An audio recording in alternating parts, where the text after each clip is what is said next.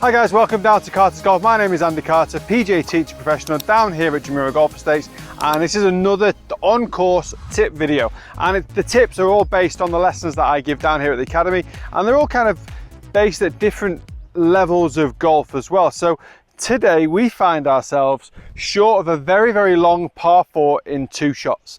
Now the green is absolutely massive. Funnily enough, it's only about 45 yards to the very front edge of the green. However, the flag is 80 yards away, so we've got an 80-yard pitch shot coming up.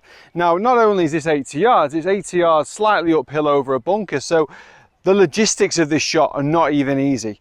And I think golfers of, let's say, a 15 handicap and above will often find themselves in this sort of range, 30 yards, 40 yards short of the front edge of the green. And obviously, depending on the golf course you play, it could be up to 80 yards to the actual flag. But this third shot is absolutely vital, especially for those golfers that want to start dropping their scores below 90.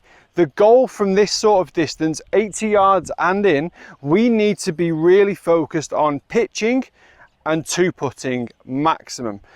Last thing we want to do, we're very close here to being able to make a double or a triple by dumping this into the bunker, and that's a tough bunker as well, or by not hitting the 80 yards and leaving it outside of 30 feet where again the probability of a 3-putt is actually still quite high.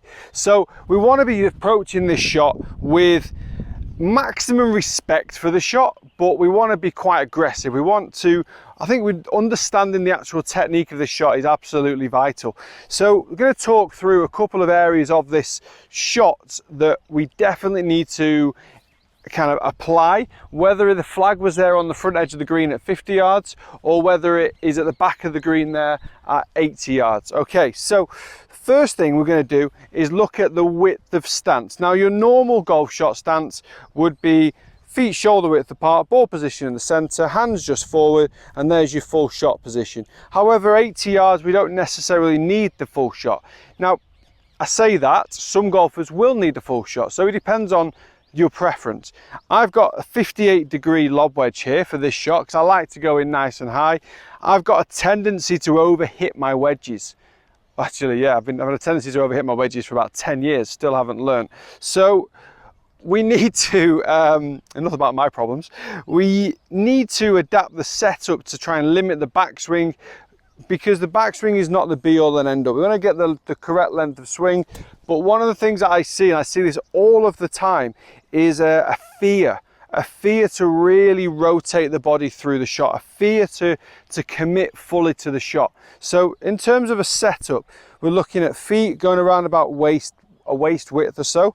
I like to see that lead foot flared open, because relative to your ball, the foot's already 45 degrees left. If you now turn your hips to the foot, you're now open to the ball, and if you rotate even more, you've got a full rotation through the ball, and it hasn't felt like very much. We don't want any obstructions as we're going through impact. So I like to see ball position, foot middle to slightly forward of center, left lead foot flared out, weight just ever so slightly on the left side, so maybe 60% or so on the left side, and we're going to use a swing where we feel that's going to give us plenty of distance, but we're going to make sure that as we come into impact, the hands are staying ahead of the ball and the body's rotating through the shot. I want to see a kind of a full rotational follow through, but maybe with the arms just stopping a little bit shy of kind of going up and over the shoulder. I don't think that's definitely not necessary.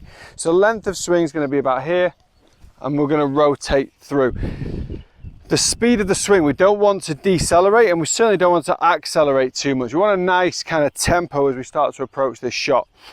The impact factors for the shot, we want the hands to be ahead of the ball, we want the lower body rotating, and we want to let the weight into that lead foot. We want to maybe take a very shallow divot, so a very small divot. Now, as you can see, as I'm picking up this grass, the part of the club that I'm picking up the grass with is the important part, because I'm using the bounce of the club. Okay, so the bounce is slightly back of the bottom of the club. It's the lead edge is the one underneath the grooves, and if that hits the ground, that club is going to dig, okay? And we see a lot of duff shots from there. See a lot of golfers put this right off the back of the stance, and they actually really dig into the ground, and the ball doesn't travel very far. So we've got to make sure that the impact factors for this shot are correct. So we're going to be using the bounce, not too much of a divot, feet waist width apart, body weight slightly favouring the left side, lead foot slightly open, using the bounce, decent strike. And what you saw from the follow through as well, hands up towards the target, lower body facing the target and shoulders facing the target as well. Brought in a relatively shallow divot.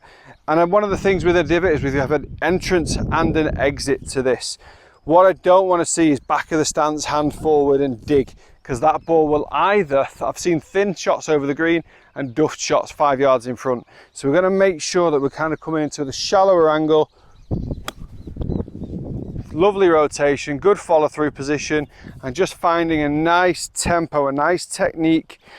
This is an 80-yard shot, so the swing itself is going to be a little bit longer, and I would expect maybe if we're going for the short, so if I'm going for the front edge of the green, there's only a 50-yard shot, my divot would be a little bit shallower, a little bit smaller, like so, but we're creating the same impact factors. I'm using the bounce of the club to generate the correct type of strike.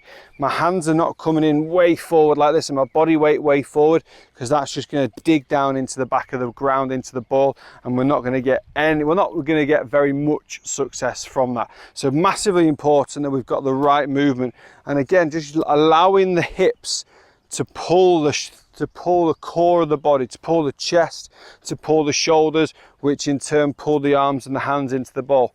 It's very easy to kind of see such a short shot and actually become quite static in the lower body and aggressive down with the arms. We do not want to see that. We don't want to see the arms hitting down into the back of the ball. Although you would think a hit down on the ball, absolutely correct. The way we hit down on the ball is absolutely vital. So we're going to use the body, coil up into the backswing as much as you feel like you need for that particular shot with the particular club that you've got. Rotate, clear that lower body first, just like you would try to do with a normal club, with a normal 7-iron or an 8-iron into a green. Once you've cleared that lower body, there's more chance of using the bounce as you come into impact. If you don't clear the body and the arms drop down, you're more likely to use the leading edge, which is going to give you that duffed shot. Okay guys, go give that a try. This is a huge part of your game. This is a huge part of any golfer's game, whether it's going to be your third shot into a par 5 and you're thinking about getting up and down for birdie, or whether you're a golfer that's trying to break 100 or an 18 handicapper trying to break 90. You're going to have this shot all of the time on the golf course. You've got to be prepared that worst case scenario is a pitch and 2 putts. Best case scenario, we get that ball up and down and we start making pars, and if it's the par 5, start making birdies. Guys, thanks for watching. I hope you've enjoyed this tip. Please do follow me on my social media platforms. I've got Facebook, Instagram and Twitter. And actually from a glorious summer's day here in Dubai, it's only 45 degrees, there's no humidity. Perfect. We'll see you again very soon.